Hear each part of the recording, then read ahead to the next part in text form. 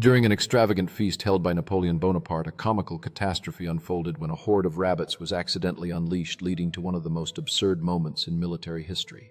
As Napoleon frantically tried to maintain order, the relentless bunnies swarmed around him, causing confusion and laughter among his troops who had never seen their leader so flustered.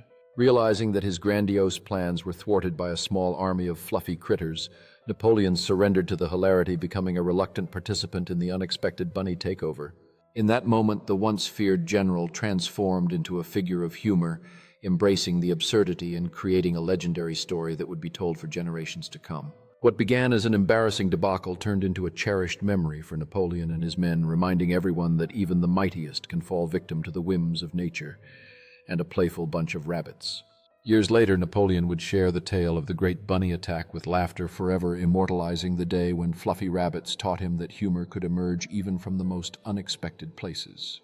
The story echoed through time, transforming into a beloved legend that brought joy to many, reminding everyone that sometimes the most ridiculous moments create the strongest bonds.